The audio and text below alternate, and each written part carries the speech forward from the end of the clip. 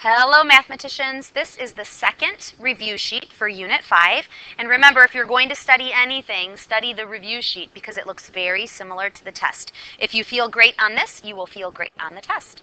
Circle the correct name or names. The first one, yes, it's a quadrilateral because it has 4 sides. Yes, it is a parallelogram because the top is parallel to the bottom and the left is parallel to the right. Yes, it is a rhombus. Everything on the bus is the same length. Yeah, so all the sides are the same length, so it is a rhombus. Rectangle, angle, angle. All about the right angles, baby. If it's tilted, it is not. It does not have right angles. There are acute and obtuse angles there, so it is not a rectangle. Okay, the second shape. Yes, it's a quadrilateral because it has 4 sides. No, it is not a parallelogram. The left and right are parallel, but the top and bottom are not parallel. It is not a rhombus. A rhombus is all 4 sides are the same length. But it is a trapezoid. The definition of a trapezoid is one pair of parallel sides. And in this case, the left and right are those parallel sides. Remember, a trapezoid kind of looks like a ramp. If you tilt your head sideways, it looks like a ramp. All right, the third one, obviously it's a triangle, but is it an obtuse triangle? Yeah. If it has one obtuse angle, it is an obtuse triangle. Say, silly scalene. That crazy scalene shape. It has 3 sides that are all different lengths. There's a short side, a medium side, and that diagonal one is the longest side. If it's scalene with no sides the same length, then it can't be isosceles. Isosceles is 2 sides the same length. And it cannot be an acute triangle. Though it does have acute angles, all 3 have to be acute for it to be an acute triangle. And the last one, a hexagon, has an X in it, just like the number 6. And it has 1, 2, 3, 4, 5, 6. It does have 6 sides. So yes, it is a hexagon. It's not an octagon. An octagon has 8 sides. It is not regular. Remember, regular means all the sides and all the angles are the same. So if it's not regular, it is irregular. The second row. It is not regular because all the sides and all the angles are not the same. If it's not regular, remember that it is irregular. Is it a hexagon? Let's see. 1, 2, 3, 4, 5. No, it only has 5 sides, which means it's not a hexagon. It is a pentagon, an irregular pentagon. A parallelogram. The top is parallel to the bottom and the left is parallel to the right. Yes, it's a quadrilateral. It has 4 sides. Yes, it is a rectangle. Rectangle, angle, angle. All about the right angles, baby. And it has 4 right angles, so yes, it's a rectangle. It is not a square. Only one thing is a square. To be a square is very, very specific. The third one, it is not an equilateral triangle. Equilateral means all the sides are equal. Yes, it is acute because all 3 angles are acute. Yes, it is isosceles because 2 sides are the same length, right? If you point to your eyes, that shows you the number 2, isosceles. And it is not a right triangle because there is no right angle. The last one, on a rhombus, remember, on a bus, is everything, just say yes. On a bus, is everything the same length? Are the seats the same length? Yes. Are the windows the same length? Yes. Are the 4th graders the same length? Just say yes. Yes. On a rhombus, everything is the same length. So yeah, it's a rhombus. It's a square, right? That's the only thing that can be a square, a shape that looks like this. Yes, it's a quadrilateral. It has 4 sides. And yes, it has 4 right angles. So on that one, all 4 of them are circled. Number 2. What is the difference between all of these things? So just writing down the definition will tell you the difference between them. Okay, a pentagon, let's write 5 sides. And a hexagon, let's write 6 sides. Easy enough. What's the difference between a rectangle and a rhombus? So think of the definition of a rectangle. 4 right angles, all about the right angles, baby. And a rhombus, all 4 sides are the same length.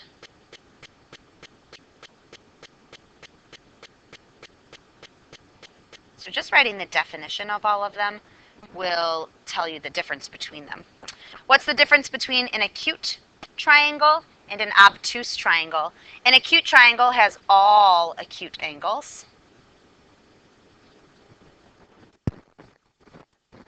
And an obtuse triangle has one obtuse angle.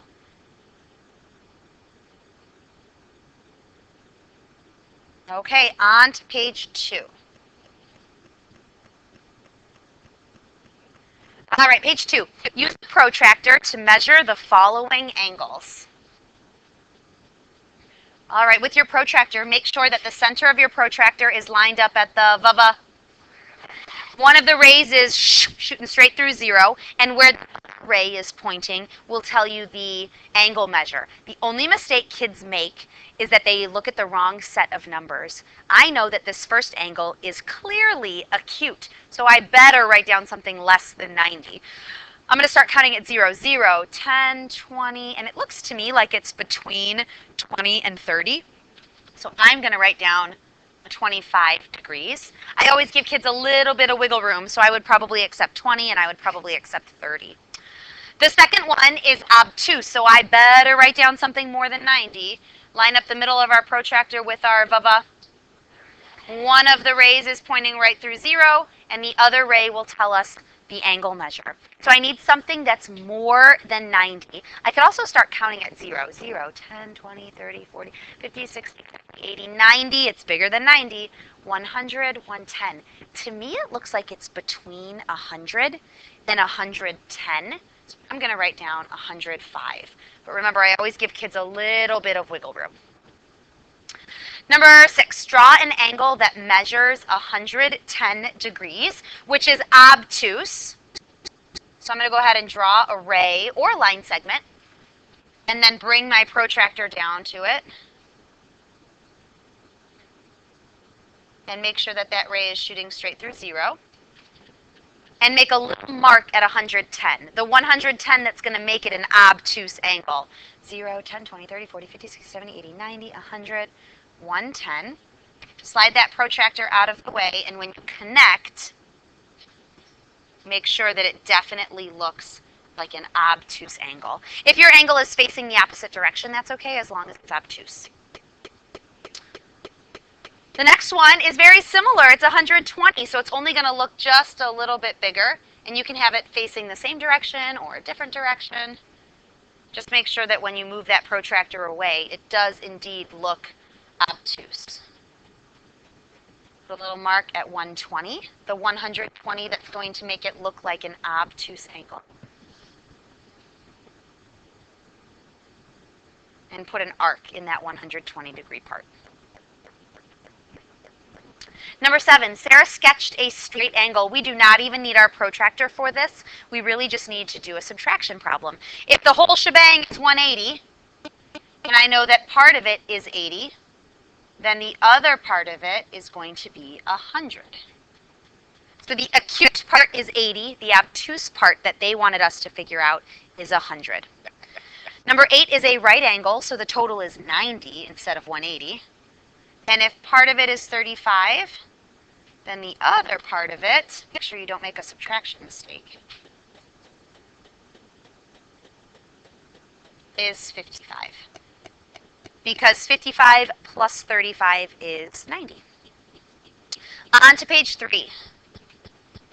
Sorting shapes. It says Mikey has sorted a collection of shapes and labeled them. Take a good look at his work and answer the questions below. So in one bubble, we have all the quadrilaterals. Let me use my magic pen here. So all of those are quadrilaterals. They all have 4 sides. The other bubble says at least 2 pairs of parallel sides. So it could have 3 pairs of parallel sides. Like that octagon technically has 4 pairs of parallel sides. So at least means 2 pair or more. And then, of course, in the middle are quadrilaterals and have at least 2 pairs of parallel sides. Okay. Letter A, draw these polygons in the correct spot in the Venn diagram. Let's see, the first one is a square. A square is a quadrilateral, but it also has 2 pairs of parallel sides. So the square belongs in the middle. And that irregular quadrilateral, let's see, it definitely doesn't have two pairs of parallel sides, but it is a quadrilateral. It's here. The drawing. Okay. Letter B, follow these instructions. It says find the parallelograms and color with red. Remember, a parallelogram has four sides, and it's where the, join in, the top is parallel to the bottom, and the left is parallel to the right. So I'm finding the four-sided shapes where the top is parallel to the bottom, and the left is parallel to the right. Just those two. The second thing says find the quadrilaterals that are not parallelograms and color them green. So all the other quadrilaterals. These are not parallelograms because the top is not parallel to the bottom and the left is not parallel to the right. Or it might only have one pair of parallel sides, but it doesn't have two pairs of parallel sides. And the last one, find the regular polygons and circle with purple. Regular means the sides are all the same and the angles are all the same. This is regular, sides and angles are all the same. And this is regular, sides and angles are all the same. Moving on to the very bottom of the page. Put one shape in each of the three sections. So in one bubble we have four sides, and in the other one it says one pair of parallel sides. And I start with the shape that matches both, the shape that will go in the middle. A shape that has four sides and one pair of parallel sides, that is the definition of a rhombus. I'm sorry, of a trapezoid. That's the definition of a trapezoid. It has four sides and it has one pair of parallel sides. So now let's just do another four-sided shape that doesn't have one pair of parallel sides. Maybe a rectangle. And in the other section, it has to have one pair of parallel sides, but it can't have four sides. So maybe like this. Start with the one pair of parallel sides, but I'm going to make sure it doesn't have four sides. So if I make it kind of interesting like this. All right, make it a hexagon. So yes, it has one pair of parallel sides, but it doesn't have four sides. Okay. You could even have a shape that looked like this. Start with those pair of parallel sides. You could make it like that too. Okay. All right, on to page 4. What is the formula for finding the area of any rectangle? Area is length times width. I would also accept if someone said side times side, right? The long side times the short, long side times the short side. What's the formula for finding perimeter? You could do 2 times the length, right? There's always 2 long sides. And add it to 2 times the width. And if you remember from the other review sheet, I also accepted if someone said side plus side plus side plus side. So it's sort of just the instructions for how to find perimeter of anything or how to find area of anything. Number 13, I need to find the area and the perimeter, both of those things. They're 2 different measurements, so they're going to be labeled differently as well. Area is the first thing. To find the area, I'm going to do 18 times 9. If you know traditional, you can totally do traditional.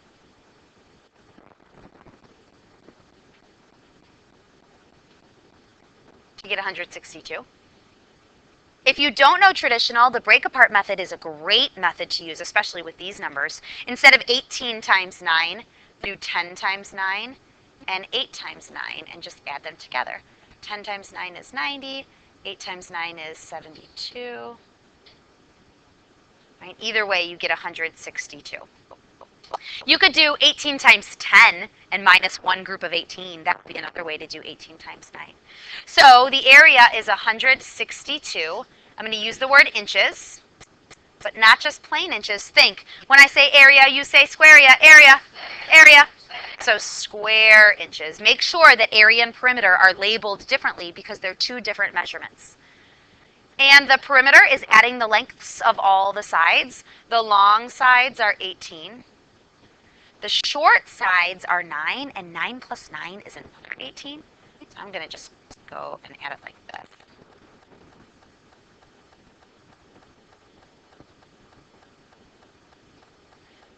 Say plain perimeter.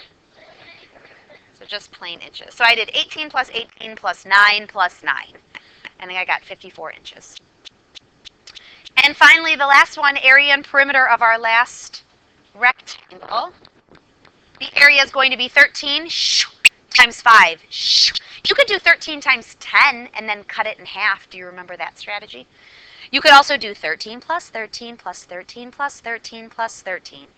You could also do traditional. You could also do the break apart method. So instead of 13 times 5, you could do 10 times 5 and 3 times 5. And just add it together. For an area of 65. I'm going to use the word feet. When I say area, you say square area. So square feet, which talks about the space on the inside. Of course, perimeter is the outside. So the two long sides are 13. The two short sides are 5. 5 plus 5 is 10.